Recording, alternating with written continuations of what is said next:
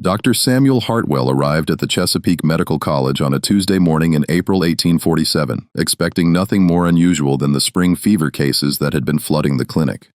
What he found instead, waiting in a basket lined with threadbare cotton, would haunt him until his death 3 decades later. The infant couldn't have been more than 6 weeks old, a slave child brought in by the overseer of the Talbert estate just outside Baltimore. The baby was healthy by all measures. Pink gums, steady breathing, a strong grip when Hartwell offered his finger. But when the child opened its eyes, the doctor felt something cold settle in his chest. They were not simply similar to another child's eyes. They were identical, precisely impossibly identical to the eyes of another infant he'd examined 3 months prior at the Annapolis dispensary. The same unusual amber color, yes, but also the same minute flecks of gold arranged in the exact same pattern around the pupils, the same thin, darker ring at the outer edge of each iris, the same slightly elongated shape to the left eye. Hartwell had been practicing medicine for 17 years. He'd examined hundreds of children. He knew the range of human variation. This was beyond variation. This was replication. He asked the overseer if the mother had been moved from another plantation recently. The man said no. She'd been born on Talbot land herself, never traveled more than 5 miles in her life. Hartwell asked about the father. The overseer's face hardened, and he said nothing useful. Hartwell pressed, mentioning he'd seen another child with remarkably similar eyes. The overseer left quickly after that, taking the baby with him, saying Dr. Hartwell's services wouldn't be needed after all. That night, Hartwell pulled out his medical journal and found his notes from January. The first infant, a girl, brought in by a midwife from a plantation in Annandale County. He'd made detailed sketches of the unusual eye coloration, noted the patterns. He laid the drawings beside his fresh sketches from that morning. They matched perfectly. 2 babies born on plantations 40 miles apart, to mothers who'd never met, somehow possessed the same eyes down to the smallest detail. And if Dr. Hartwell had learned anything in his years practicing medicine in the slave-holding regions of Maryland, it was this. When something impossible kept appearing among the enslaved population, there was always a human explanation. And it was rarely innocent. If you've ever wondered what secrets were kept in the medical records of the antebellum South, the kinds of patterns that doctors noticed but dared not speak aloud, then stay with this story. Because what Dr. Hartwell discovered in the months that followed would force him to choose between his medical ethics and his physical safety, and the choice he made would mean some truth stayed buried for more than a generation. Before we continue, I need to ask you something. If you find this story compelling, if you want to hear more histories that have been deliberately obscured, then subscribe to this channel right now. These stories take weeks of research to uncover, and your subscription tells me you value this work. It's free. It takes 2 seconds, and it helps ensure I can keep bringing you these forgotten chapters of American history. Now back to Maryland, 1847, where Dr. Hartwell was about to realize the pattern was far larger than 2 babies. Dr. Hartwell couldn't let it rest. His medical training had instilled in him a compulsion toward understanding, toward finding the mechanism beneath the mystery. That same week, he began writing to colleagues across Maryland, doctors who served plantation populations who might have encountered similar cases. Most never replied. 2 wrote back with curt notes saying they had no relevant observations, but Dr. Marcus Finley, who ran a small practice in Dorchester County, sent a different kind of letter. Finley had seen it too, not just once, but twice. Both times in the past year. Both times involving infants born to enslaved women. Both times those distinctive amber eyes with the gold flecks in the identical pattern. Finley had assumed it was some kind of hereditary trait until Hartwell's letter arrived because his 2 cases were from plantations owned by different families with no known connection between the mothers. The 2 doctors met in May at a medical society gathering in Baltimore. They found a quiet corner in the meeting hall and compared their notes. 4 children total now, 4 plantations, Talbot, Annapolis, Dorchester, 2 separate estates in Dorchester. No familial connection between the mothers, no shared ancestry that anyone knew of. Hartwell asked the obvious question, could it be the fathers? Finley had already considered this. If one man was traveling between these plantations, fathering children with enslaved women, we might expect to see familial resemblance. But this isn't resemblance. You've seen it yourself. These eyes are reproductions. Hartwell suggested they might be dealing with some unknown medical phenomenon, perhaps a rare condition triggered by environmental factors, something in the water or soil particular to Maryland's Tidewater region. Finley looked around to make sure no one was listening. Or perhaps, he said quietly, someone is conducting an experiment. The idea seemed absurd at first, but this was Maryland in 1847, just 18 years before the end of slavery. Medical experimentation on enslaved people was not unknown. Dr. J. Marion Sims down in Alabama was already conducting his gynecological surgeries on enslaved women without anesthesia. Dr. Thomas Hamilton in Georgia had been testing heat endurance by placing enslaved men in heated pits. The medical journals occasionally published studies that relied on clinical material that could only have been obtained through enslaved subjects. But eye color? What possible medical knowledge could be gained from attempting to create children with identical eye patterns? Hartwell and Finley decided to expand their inquiry. Over the next 3 months, they contacted every doctor they knew who practiced in Maryland's plantation regions. They were careful in their wording, asking only if colleagues had encountered unusual cases of distinctive ocular characteristics in Negro infants. By August, they had 13 confirmed cases. 13 babies born between November 1846 and July 1847, all with the same impossible eyes. The plantations were scattered across 6 counties: Talbot, Anne, Arundel, Dorchester, Queen Anne's, Kent, and Caroline. Some were large tobacco estates, some were smaller farms.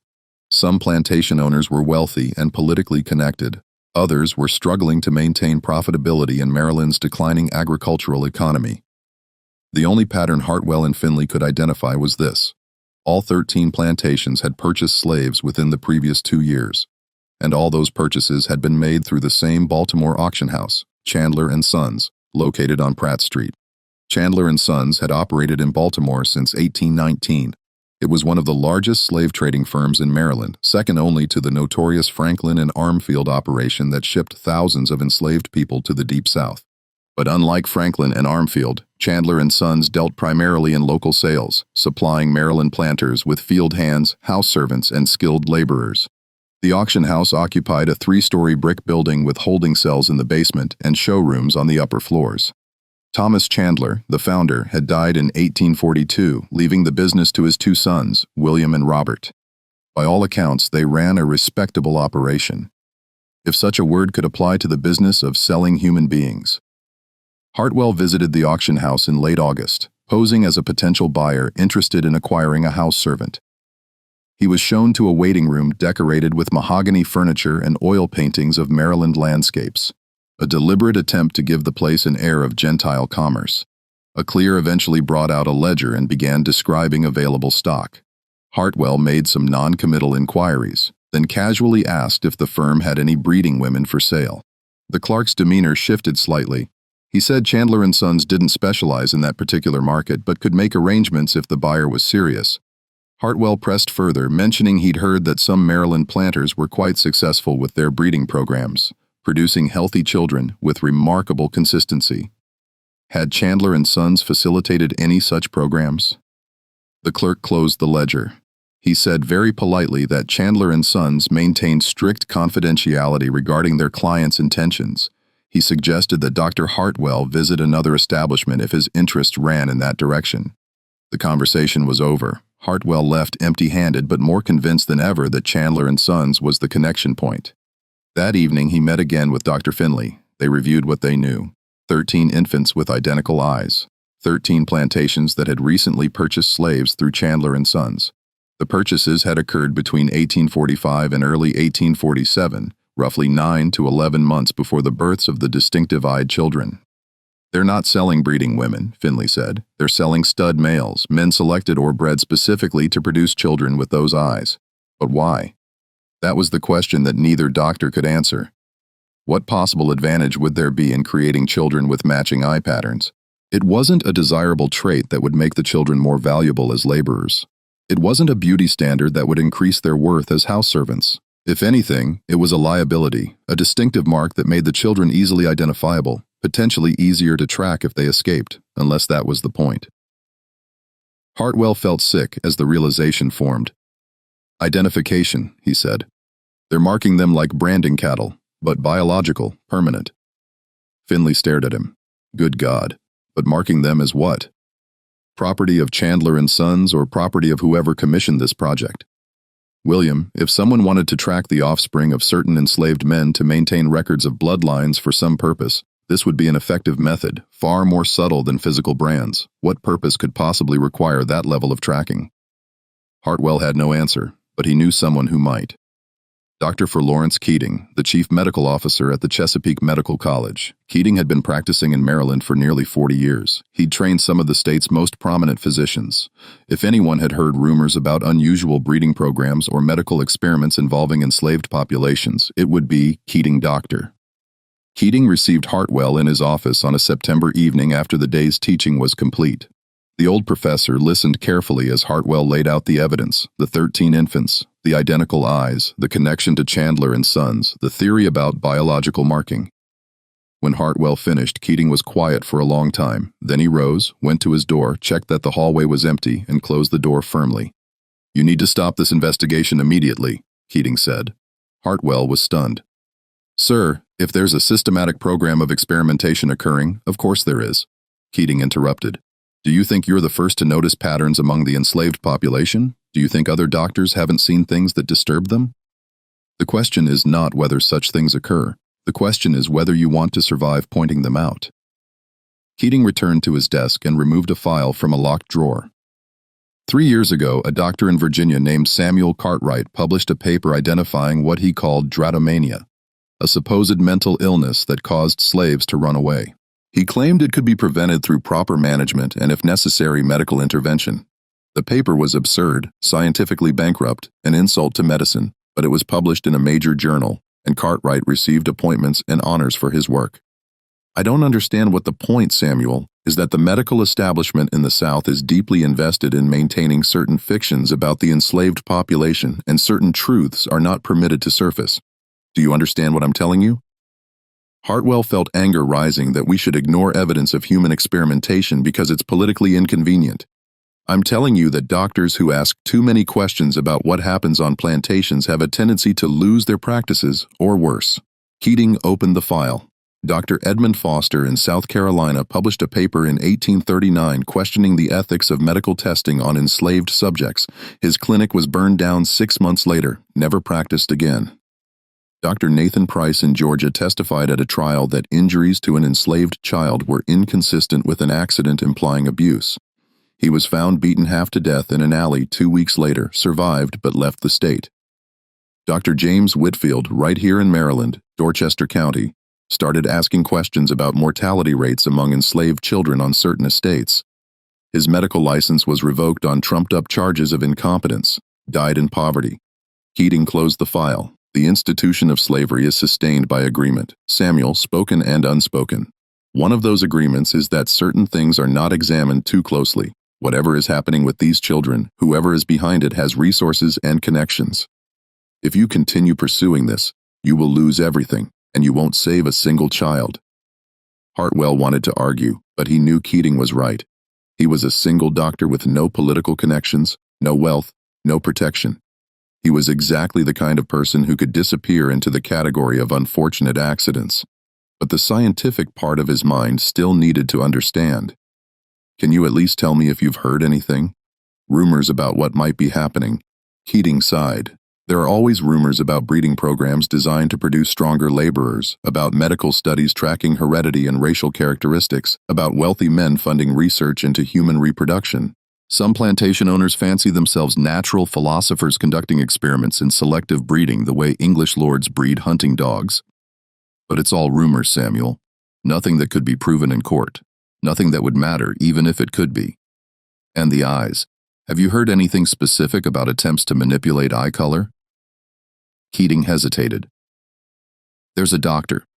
Practices in Baltimore, but quietly. Not affiliated with any hospital or college. Name is Theodore Cross. Educated in Europe, Germany, I believe. Came to Maryland about 6 years ago. Specializes in women's health, obstetrics.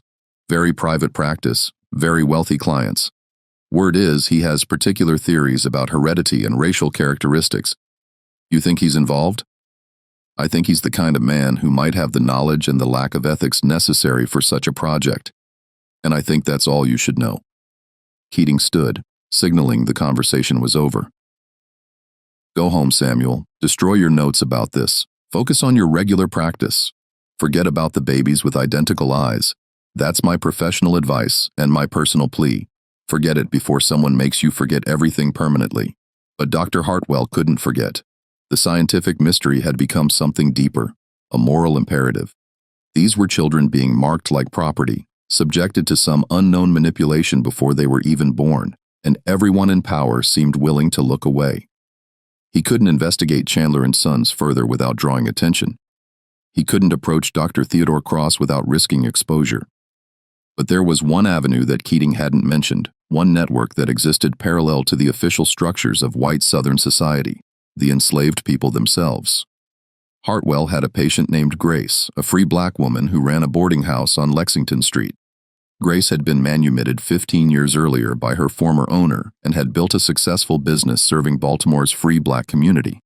She was also, Hartwell had learned over years of casual conversation, deeply connected to the underground network that helped enslaved people escape north. He visited her on a Sunday afternoon when the boarding house was quiet. Grace served him tea in her small parlor, and Hartwell explained what he'd discovered, carefully, vaguely, leaving out names and specific details. When he finished, Grace was quiet for a moment. Then she said, "The babies with the special eyes, we know about them." Hartwell's heart jumped. "You've heard about this, Dr. Hartwell. We hear about everything that happens to our people. Every auction, every family separation, every child born or sold or lost, the mothers talk, the word spreads. We've known about the eye babies for near a year now. What do you call them? Eye babies? Marked children is what most say. Some of the older folks call them crossroad babies, but that's more superstition than truth." Grace refilled his tea. "You want to know what's happening? I can tell you what we know, but it won't make sense to you. It barely makes sense to us," she explained. Starting in late 1845, Chandler and Sons had begun purchasing enslaved men from Virginia and North Carolina, young men, healthy, strong. These men were never put up for general sale. Instead, they were held at the auction house for weeks or months, then quietly transferred to specific plantations under private arrangements. The men were called specialty stock in the Chandler ledgers. They were never sold permanently, only leased for periods of 6 months to a year. And they were always returned to Chandler and Sons when the lease ended. "Returned?" Hartwell asked. "You mean brought back to Baltimore?" "Brought back and then disappeared. They don't leave on ships, they don't go to other plantations. They vanish from the record." Grace had gotten this information from a woman named Delia, who'd been a cook at Chandler and Sons until 3 months ago. Delia had been responsible for feeding the specialty stock during their stays at the auction house. She said the men were kept separate from other enslaved people, housed in a special section of the holding cells. They received better food than typical stock. They were examined regularly by a doctor, not a regular physician, but someone who came at night who Delia never saw clearly. And all the men, Delia reported, had the same distinctive eyes, amber-colored with gold flecks in unusual patterns. Hartwell felt dizzy. They're breeding them, creating a line of men with those eyes, then leasing them out to plantations to father children. But why? What's the end goal? Grace shook her head. "That's what we can't figure. At first, some folks thought maybe it was about making slaves easier to identify, harder to escape. But that don't make sense. Why would plantation owners pay extra to breed identifiable slaves? That's bad for the owner's investment. Could it be about tracking bloodlines? Scientific research into heredity? Could be. White doctors have always been curious about mixing bloodlines, trying to prove their theories about race. But usually that research is done with measurements and charts, not by breeding specific children." Hartwell thought about Dr. Theodore Cross, the mysterious physician with theories about heredity. The doctor who examines the men at Chandler and Sons. Has anyone gotten a description? Tall, white hair, though not an old man. Speaks with a slight accent, maybe European. Very particular about the men's health. That's all Delia could say. It matched Cross. But Hartwell still didn't have proof. Didn't have a plan. What could he do with this information? Write a paper that would never be published, reported to authorities who wouldn't care. Keating was right. He had no power to stop this, whatever it was. But Grace had thought of something he hadn't. "The children," she said, "the marked children. They're still babies now, but they'll grow in 5 years, 10 years. They'll be old enough to work, old enough to be sold. If this is about tracking them, whatever it's tracking will become clear when they mature." You want me to wait a decade to understand what's happening. I'm saying that time will tell. And in the meantime, we do what we can. Some of those children, we can get them out. The Underground Railroad. Get them north before whatever's planned for them happens. Hartwell hadn't considered this. You're talking about helping specific children escape. I'm saying that if I knew which children were marked, which plantations they were on, I could make sure the network knows. Make those children a priority. It won't save all of them, but it might save some. I want to pause here for a moment. If this story is troubling you, if you're feeling the weight of what these people faced, leave a comment below. Tell me what you're thinking. These stories work best when we don't experience them alone, when we acknowledge together how dark this history was, and while you're at it, hit the like button if you want to see more stories like this. Stories that don't flinch from difficult truths. Now, back to 1847, where Dr. Hartwell was about to make a decision that would define the rest of his life. Over the next 2 months, Hartwell did something he never thought he would do. He became a criminal. Not in his own mind. In his mind, he was upholding a higher law, the physician's duty to prevent harm. But in the eyes of Maryland law, he was engaged in theft and conspiracy. He used his position as a doctor to gain access to plantation records. When called to examine enslaved children, he made careful note of which ones bore the distinctive eyes. He passed this information to Grace, who passed it through the network. And slowly, deliberately, some of those children began to disappear. Not all of them. The network could only handle so much traffic, could only take so much risk. But by the end of 1847, 4 of the marked children had made it north. Smuggled out in the middle of the night, hidden in false-bottomed wagons, passed from safe house to safe house until they crossed into Pennsylvania. Hartwell told himself he was doing the right thing. But he couldn't shake the feeling that he was treating symptoms rather than disease, that the real problem was still operating unchecked. Then in January 1848, Dr. Marcus Finley disappeared. Finley had been the other doctor investigating the marked children, the one who'd first confirmed Hartwell's observations. They'd stayed in touch through the autumn, though Hartwell had tried to convince Finley to drop the investigation after his conversation with Dr. Keating. Finley had refused, said he was close to finding solid proof of what was happening. The last letter Hartwell received from Finley was dated January 8, 1848. It was brief and cryptic. Samuel, I've located patient records from Cross, meeting someone tomorrow who has access to his private files. This is bigger than we thought. We'll write with full details once I've seen the documents. MF. There were no further letters. Hartwell sent 3 inquiries to Finley's office in Dorchester County, received no response. Finally, in late January, he traveled to Dorchester himself. Finley's clinic was closed, the building empty. Neighbors said Dr. Finley had left town suddenly, something about a family emergency in Philadelphia. But when Hartwell checked with the Medical Society in Philadelphia, no one had heard from Finley. No family emergency had been reported. Dr. Marcus Finley had simply ceased to exist. Hartwell knew what that meant. Someone had gotten to Finley. Either he'd been killed or he'd been frightened into silence and flight. And whoever was responsible now knew that multiple doctors were investigating the marked children. Hartwell waited for the knock on his own door, for the threatening letter, for the violence that had silenced Finley. But weeks passed, then months, and nothing happened. His practice continued normally. No one questioned him. No one threatened him. He realized why in March when he saw Grace again. She told him the underground network had heard word. Dr. Finley had gotten too close, started asking questions directly of people connected to Chandler and Sons. He'd been warned, ignored the warning, and been forcibly removed. But Hartwell was being left alone because he'd been more careful, because his inquiries had been more discreet. They don't want a pattern of dead doctors, Grace explained. 1 disappearance is unfortunate. 2 is a conspiracy. As long as you stay quiet, as long as you don't push too publicly, they'll leave you be. It was a threat disguised as mercy. Shut up or join Finley. Hartwell shut up. He stopped his investigation. He destroyed his notes exactly as Dr. Keating had advised. He continued helping marked children escape when he could, but he stopped asking questions about the broader program, and for 2 years, that was enough. The marked children kept being born. Grace's network estimated at least 30 by the end of 1849, but Hartwell focused on what he could control, which was saving individual lives rather than exposing systemic evil. Then he met Judith. Judith arrived at Hartwell's clinic on a May evening in 1850, brought by Grace. She was a young woman, maybe 22, with a deep scar across her left forearm and eyes that had seen too much. She was also 8 months pregnant. "This is the one I told you about," Grace said quietly. "She has something you need to hear." Judith had been enslaved on a plantation in Queen Anne's County, one of the estates that had leased specialty stock from Chandler and Sons. The man had been named Peter, tall, strong, with those distinctive amber eyes. He'd been brought to the plantation in March 1849 with explicit instructions from the owner.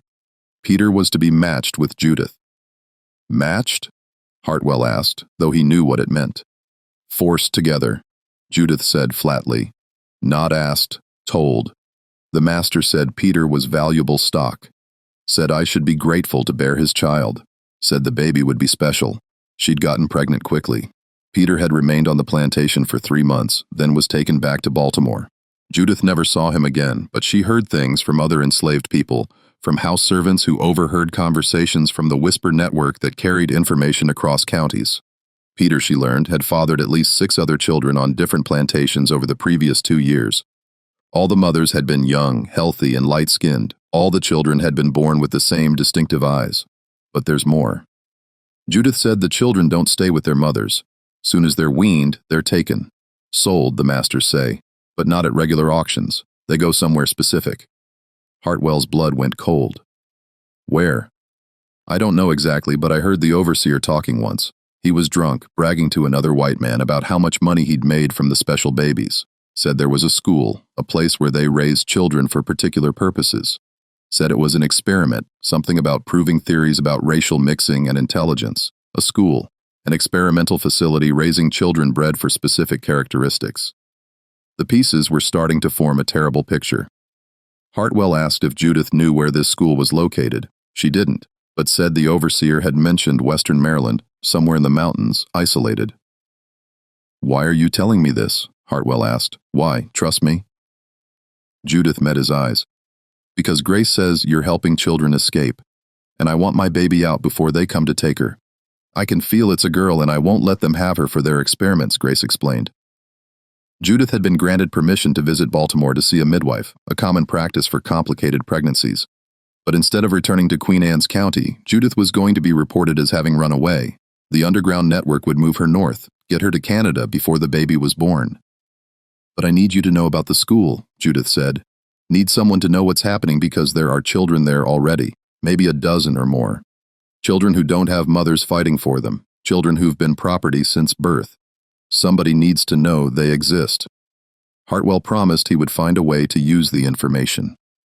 He examined Judith, confirmed she was healthy enough for the dangerous journey north. A week later, she was gone, smuggled out of Maryland on a route Hartwell deliberately didn't learn. But the information about the school consumed him. An experimental facility in Western Maryland, children raised for particular purposes, theories about racial mixing and intelligence. It echoed the worst elements of the scientific racism that was gaining popularity in the 1850s. Scholars like Samuel Morton and Josiah Nott were publishing works arguing for innate racial hierarchies, claiming that black people were biologically inferior to whites. Others argued that children of mixed race would be weak or sterile, or conversely, that careful breeding could create a perfect laboring class, combining the supposed intelligence of whites with the supposed physical endurance of blacks. What if someone was trying to prove these theories through direct experimentation? Creating children with specific genetic markers, raising them in controlled conditions, studying their development and capabilities. The marked eyes weren't about identification for the market. They were about identification for research, a way to track which children were part of the experimental group to distinguish them from random enslaved children. Hartwell needed to find the school, but Western Maryland was vast. Thousands of square miles of mountains and valleys, isolated farms, and small communities. He couldn't simply wander the countryside asking about secret experimental facilities. He needed someone who knew the region, someone with connections to enslaved populations in that area. He needed the underground network's help. But Grace was already taking enormous risks. Asking her to investigate a facility lightly guarded and violent might be too much. While Hartwell wrestled with this, events beyond his control were reshaping the nation. The Fugitive Slave Act passed Congress in September 1850, dramatically increasing the federal government's role in capturing and returning escaped slaves. The law made Hartwell's work with the underground network far more dangerous. It also made powerful people more paranoid about losing their human property. And paranoid people, Hartwell learned, made mistakes. The mistake came in the form of a ledger stolen by a boy named Thomas. Thomas was 16, enslaved at Chandler & Sons, where he worked as a general assistant, cleaning, moving inventory, running errands. He was also memorizing everything he saw and passing information to the underground network through a complex series of intermediaries. In November 1850, Thomas managed to sneak into the private office of William Chandler during a late-night cleaning shift. He found a locked cabinet, forced it open with a pry bar, and discovered several ledgers inside. He couldn't take them. Their absence would be noticed immediately, but he spent 3 hours reading by candlelight, memorizing what he could. The information Thomas brought to the network, and which Grace eventually shared with Hartwell, was devastating in its clarity. The specialty stock program had been operating since 1844, not 1845 as Hartwell had thought. In 6 years, it had produced 47 children with the marked eyes. The program was overseen by Dr. Theodore Cross, funded by a consortium of 4 wealthy Maryland families, and aimed at what the ledger called hereditary optimization research. The children were indeed being collected at a facility in Allegheny County, western Maryland, near the town of Frostburg. The facility was officially registered as Cross Haven Academy, described in public documents as a charitable school for orphaned mulatto children. But the ledger made clear its real purpose: studying the marked children's development, testing theories about inherited intelligence and physical capacity, and ultimately demonstrating that selective breeding could create a superior class of enslaved laborers. The men being bred, the ones with the distinctive eyes, were themselves products of earlier breeding experiments.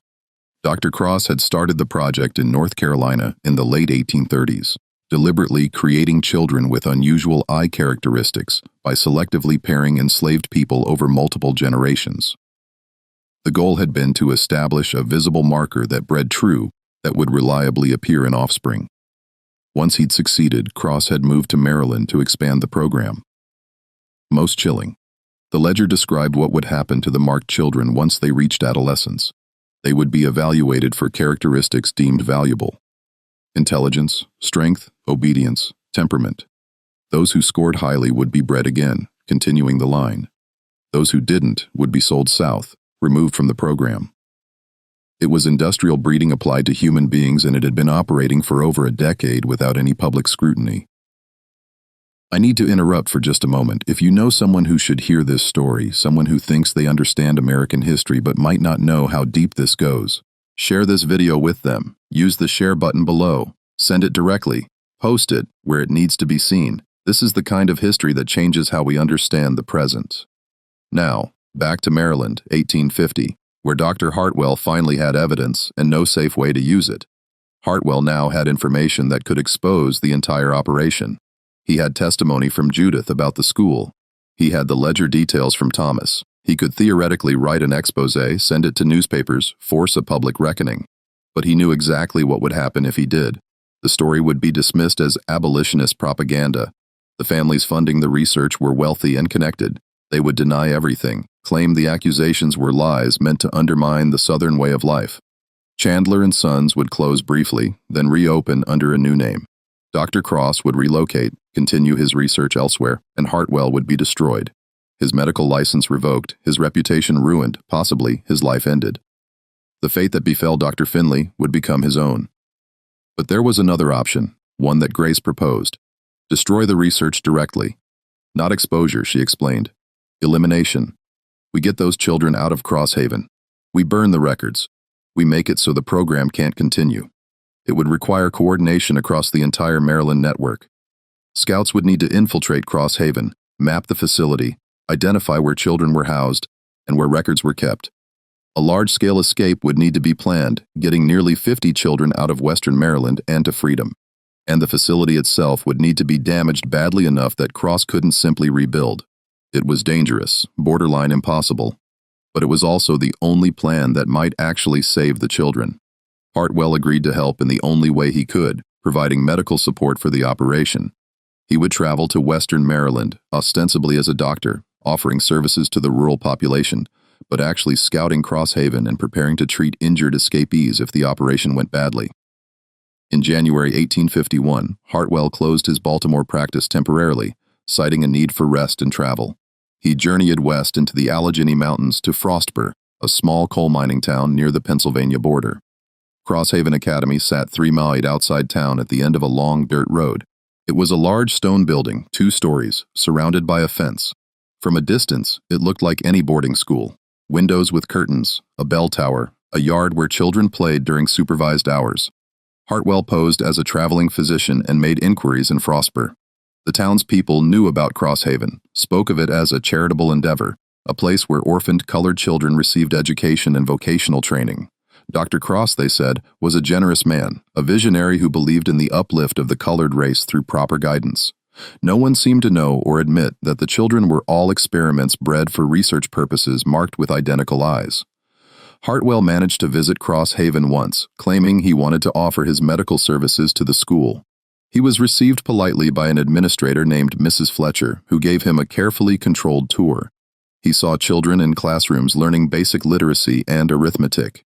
He saw others in a workshop practicing carpentry and sewing. Everyone looked healthy, well-fed, adequately clothed, but he also noticed things that troubled him. The children never spoke unless spoken to, moved in rigid lines, showed none of the natural energy and chaos of normal childhood. And when he looked closely at their eyes, amber with gold flecks, all identical, he saw something that chilled him. They looked at him with perfect blankness, as if they'd learned that showing emotion was dangerous. Mrs. Fletcher declined his offer of medical services, saying Crosshaven had an excellent resident physician. Hartwell was shown out. He'd learned the layout, confirmed the children were there, but hadn't found where records were kept or how heavily the place was guarded. The network would need more information. Over the next month, 3 black operatives, 2 men and 1 woman, all free blacks from Pennsylvania, visited Frostburg, posing as laborers looking for work. They observed Crosshaven's routines, bribed a supply driver for information about the building's interior, and identified the best approach routes. By March, they had a plan. But before they could execute it, something happened that changed everything. Dr. Theodore Cross died. Cross's death was sudden, a heart seizure according to the death notice in the Baltimore Sun. He was 53 years old, had been in apparent good health, and left no family. His private papers and research materials, the notice stated, had been donated to the Chesapeake Medical College for the advancement of medical science. Hartwell saw the notice and felt a cold certainty. The papers would disappear. The families funding the research wouldn't allow Cross's work to become public. Whatever had been donated would be quietly destroyed or hidden unless Hartwell could get to them first. Dr. Keating, the medical college's chief officer, received Hartwell in his office with obvious reluctance.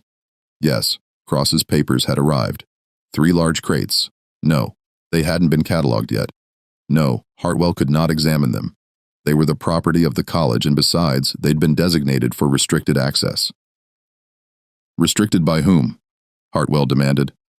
By the gentlemen who are funding a new research wing in Cross's honor. They've made a generous donation to ensure his work continues in appropriate hands. The consortium. They were buying the college's cooperation, ensuring Cross's research remained controlled and secret. Hartwell left Keating's office furious and helpless, but that evening he received an unexpected visitor, Thomas, the young man who'd stolen the ledger information from Chandler and Sons. Thomas had escaped. After providing the ledger details to the network, his position had become too dangerous. He'd been smuggled north in December and was now legally free in Pennsylvania, but he'd come back to Maryland for a specific purpose. I heard about Dr. Cross dying, Thomas said. Heard about his papers going to the medical college. I know where they're keeping those crates. Thomas had worked at the college 2 years prior doing maintenance. He knew the building's layout, knew that restricted materials were stored in a locked basement archive room, and he knew how to get in. You want to steal them? Hartwell said. I want to expose them. Papers like that. They need to see daylight. But I can't read well enough to know what's important. You can. So we go together. It was insane. Hartwell would be caught, arrested, jailed. His medical career would end in disgrace. But he thought about the children at Crosshaven, about the decades of experimentation, about Dr. Finley's disappearance and Judith's scarred arm and the 47 babies marked like livestock. When? He asked. Tonight. College is empty on Saturday nights, just 1 watchman, and I know his route. They went at midnight. Thomas picked the lock on a rear entrance. Hartwell followed him through dark hallways to the basement archive. Thomas picked another lock. He was disturbingly skilled at this, and they were in 3 crates exactly as Keating had described. Hartwell and Thomas worked by the light of a shuttered lantern, pulling out files and documents, looking for anything that explained the full scope of Cross's work.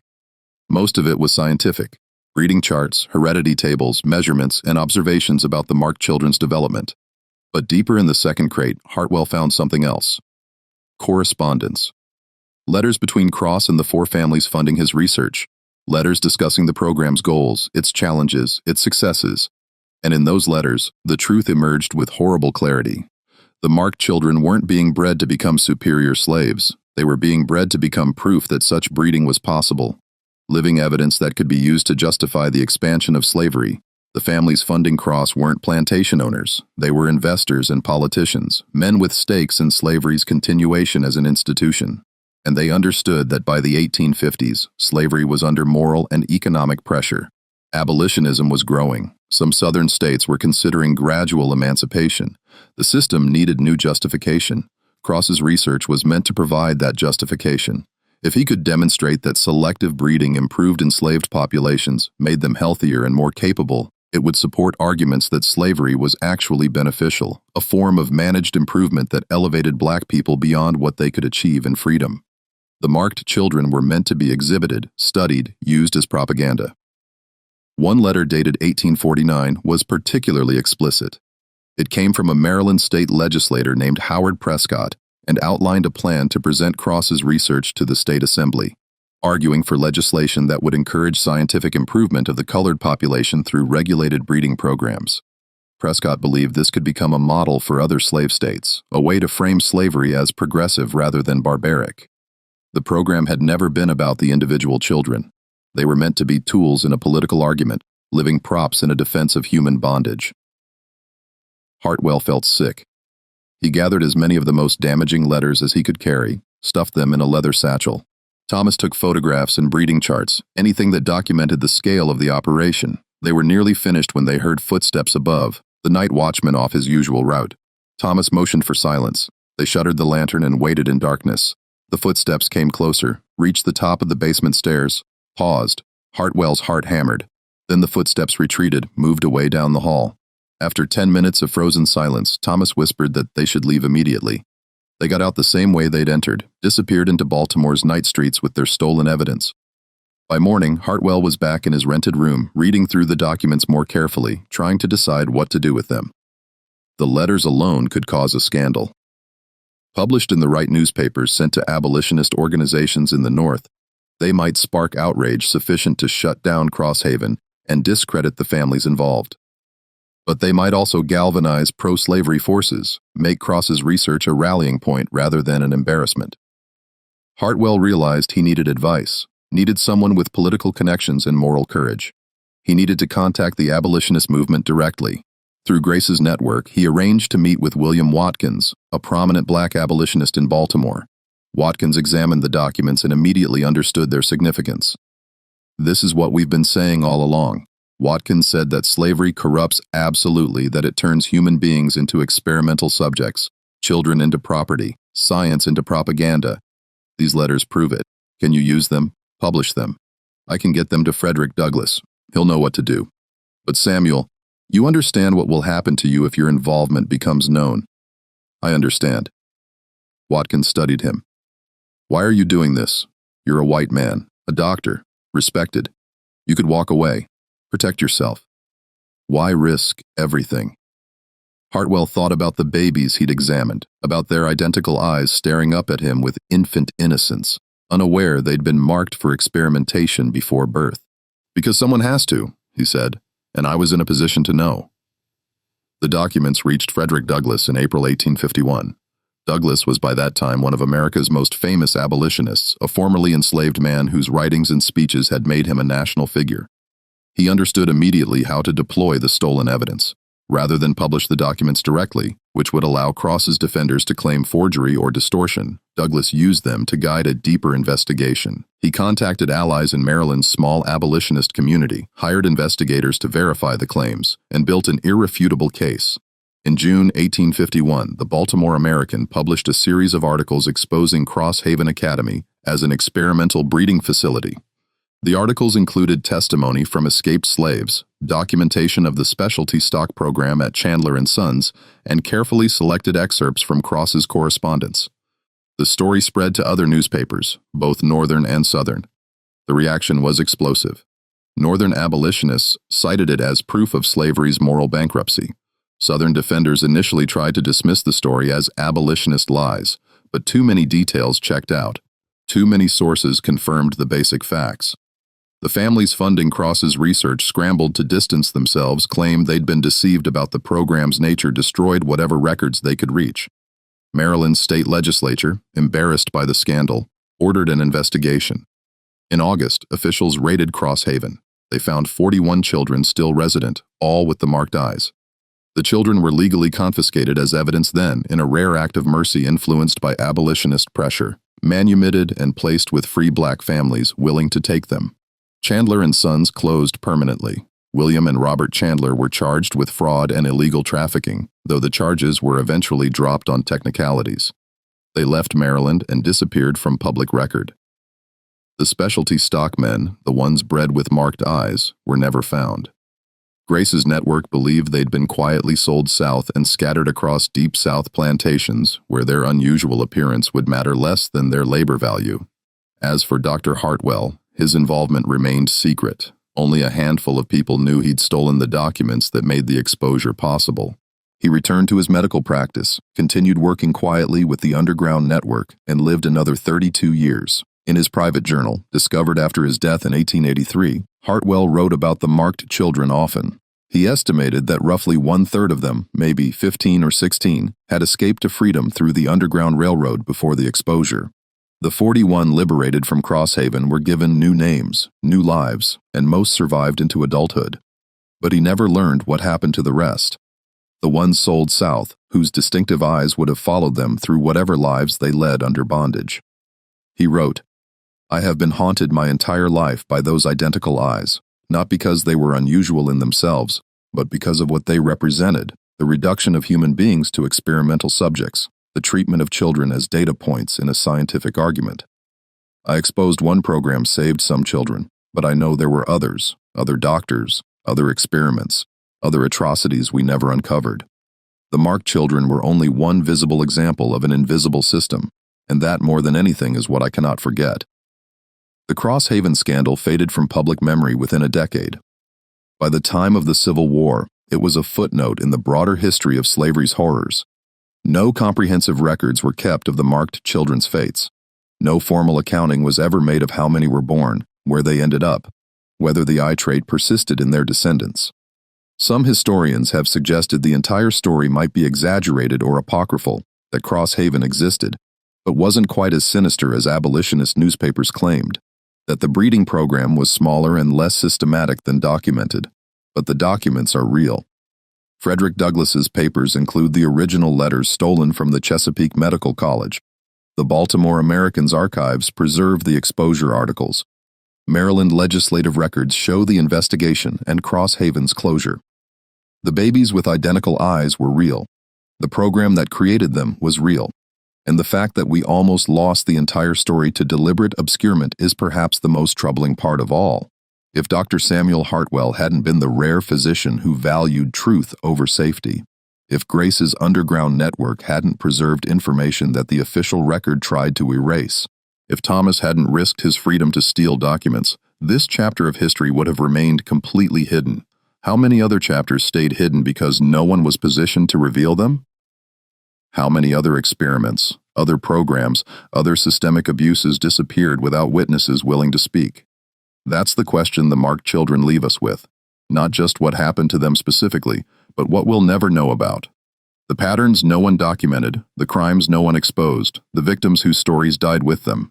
The last confirmed sighting of one of the marked children came in 1889 when a woman named Sarah Freeman, a formerly enslaved person living in Ohio, gave an interview to a local historian. She mentioned that her eldest brother had been born with strange golden eyes, same as a dozen other children we heard about. She said the brother had been sold away when she was young, before the war. She never saw him again, didn't know if he'd survived, but she remembered his eyes. Remembered they'd marked him as special in a way she didn't understand until much later when the stories about Crosshaven surfaced.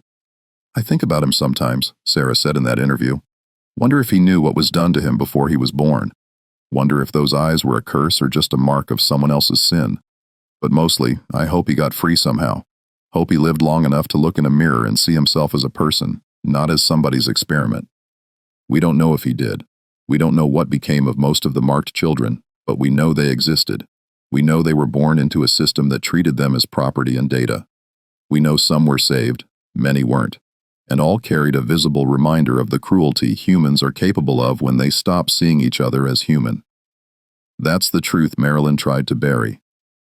That's the story the doctors who examined those babies almost let disappear.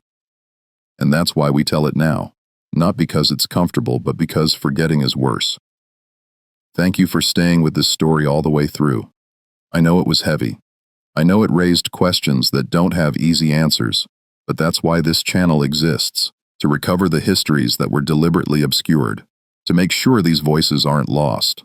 If you found value in this, if you want more stories that dig into the uncomfortable truths of American history, subscribe and join this community. Leave a comment about what struck you most. Share the video with someone who needs to know this history. And I'll see you in the next story where we'll continue pulling back the curtain on the things we were never supposed to. We were never supposed to. We were never supposed to. We were never supposed to. We were never supposed to. We were never supposed to.